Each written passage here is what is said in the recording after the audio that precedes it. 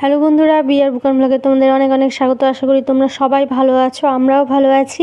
চলে এসেছি নতুন আরও একটা ভ্লগ নিয়ে। তো তোমরা সঙ্গে থেকে পুরো ভ্লগটা দেখতে থাকো।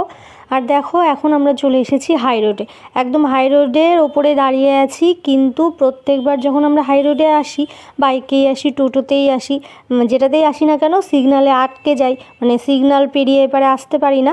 কিন্তু আজকে আমরা সিগনালে আটকাইনি, একদম পেরিয়ে গেছি, মানে সিগনালটা পার হয়ে এসেছি।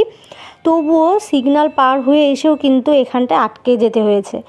আসলে আমরা আটকে আছি দুজনের জন্য, ওই দুজন সিগনালে আবার আটকে গেছে। আমরা আটকাই প্রত্যেকবার, কিন্তু আজকে আর আটকাইনি। মানে আমরা পেরিয়েছি, আমাদের মোটরসাইকেল পার হয়েছে, তারপর সিগনাল পড়ে গেছে, সেই দুইজন আটকে গেছে সিগনালে। তো ওদের জন্যই আমরা দাঁড়িয়ে আছি। সেই দুইজনকে সেটা আমি তোমাদেরকে একটু পরেই বলছি। তো আমরা এখন সবাই মিলে যাচ্ছি এক জায়গায় ঘুরতে। এবার অনেকটাই দেরি হয়ে গেছে। প্রতিবারের মতোই যখন কোথাও ঘুরতে যাব বা এমনি বেরোবো বাইরে, তো অনেকক্ষণ থেকে যাব করতে করতে ব্যাস শেষে অনেকটাই দেরি হয়ে যায়। দেখো, আমরা চলে এসেছি বানগড়ে। আর তোমরা দেখে বুঝতেই পারছো যে একদম সন্ধে হয়ে গেছে, বেশিক্ষণ এখানে থাকাই যাবে না। আর একদমই ফাঁকা ছিল জায়গাটা। এর আগেও তো আমরা বানগড়ে এসেছিলাম, তোমরা দেখেছো কত ভিড় ছিল লোকজন। আসলে গরমের সময় না ফাঁকা জায়গায় যেতে ভালো লাগে, কিন্তু ঠান্ডার সময় যত মনে হয় ঘরে ঢুকে থাকা যায় তত ভালো। তো দেখো, এই যে তোমাদের দাদা আর তার সঙ্গে দাঁড়িয়ে আছে আমার দেওর। সেই 1 বছর আগে যে মামা শ্বশুরের ছেলের বিয়েতে গেছিলাম, মামাতো দেওরের, সেই দেওর আর দেওরের বউ এসেছে 1 বছর পর। ফাইনালি ওরা আমাদের এখানে ঘুরতে আসার সময় পেয়েছে। মানে বিয়ের পর থেকে আমরা বলে যেতাম আসতে, ওরা বাইরে বাইরে ঘুরতে গেছিলো, অনেকবার বাইরে ঘুরতে গেছে, তো আসা হয়নি। এবার ওরা এসেছে। ওরা গতকাল রাতে, মানে গতকাল এসেছে, রাতে না, বেলা থাকতে এসেছে, কিন্তু গতকাল আর বের হওয়া হয়নি। তো আজকে বললাম চলো ঘুরে আসি। আর এই দিকটায় দেখো, আমরা কোনোবার, মানে যতবার এসেছি কোনোবার নিচে নামিনি, তো আজকে এই নিচটায় নেমেছিলাম। আর দেখো, এখানে থাকতে থাকতে একদম অন্ধকার হয়ে গেছিলো, সে কারণে বেশিক্ষণ থাকতে পারিনি, কিছু দেখাই যাচ্ছিল না। মানে আমরা যে ছবি তুলছি না মোবাইলে, সেটাও ঠিকমতো দেখা যাচ্ছে না। তো প্রত্যেকবার কি হয়, যখন আমরা ঘুরতে আসি, আমরা আর তোমাদের দাদার বন্ধু, এই দুটো ফ্যামিলি মিলেই আসি। কিন্তু আজকে আমরা এসেছি নতুন দুজনকে সঙ্গে নিয়ে। তো ওখানটায় বেশিক্ষণ আমরা বানগড়ে থাকতে পারিনি, যেহেতু একদম অন্ধকার হয়ে গেছিলো। তারপর দেখো চলে এসেছি বাস স্ট্যান্ডে। ভাবো যে নতুন বউ এসেছে, তাকে নিয়ে যে ভালো ভালো জায়গায় ঘুরবো সেটা না করে চলে এসেছি বাস স্ট্যান্ডে। আসলে আমাদের এখানে না সেরকম ঘোরার জায়গা নেই। নতুন কেউ আসলে তাকে নিয়ে যে এখানে ওখানে একটু ঘুরবো, সেই রকম আমাদের এখানে নেই।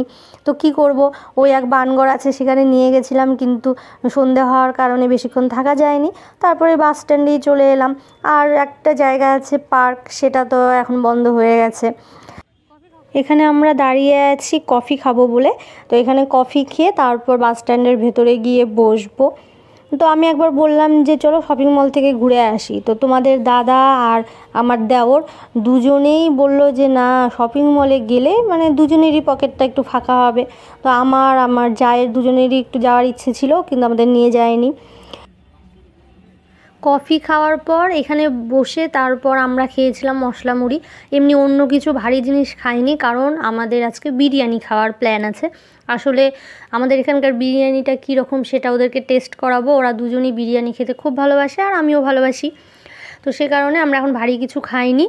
আর এই বিরিয়ানি আমরা খাবো টাবো সব কিছু ঠিকঠাক হয়ে গেছে। তারপর যেহেতু ওদের কালকেই আবার চলে যাওয়ার কথা, বাই চান্স কালকে না গেলে ওরা পরের দিন চলে যাবেই। এবার কালকে যদি না আসতে পারি, সে কারণে আজকেই বললাম, মানে ভাবলাম আজকে বিরিয়ানিটা খাবো।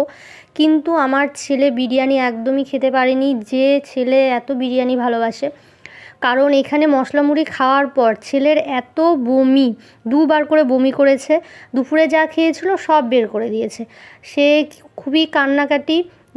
প্রথমে তো একবার ভাবছিলাম চলেই যাব, তারপর ভাবলাম যে না, ওদেরকে নিয়ে এসেছি, বিরিয়ানি খাওয়াবো বলেছি, তো এখন বাড়ি চলে যাব। তো সে কারণে তোমাদের দাদা ছেলেকে নিয়ে বাইরে ঘুরছিল, আমরা 3জন গিয়ে বিরিয়ানি খেয়েছি। তারপর আমি ছেলেকে কোলে নিয়েছিলাম, তোমাদের দাদা পরে খেয়েছিল একাই। আর ছেলের জন্যই খারাপ লাগছিলো, ও বিরিয়ানি খেতে খুব ভালোবাসে। তো ওকে বলেছিলাম, সে খাওয়া তো দূরের কথা, ছেলে বিরিয়ানির দোকানেও ঢোকেনি। ও তারপরে বায়না শুরু হয়ে গেছিলো, সে কারণে আমরা তাড়াতাড়ি করে চলে গেছিলাম বাড়ি।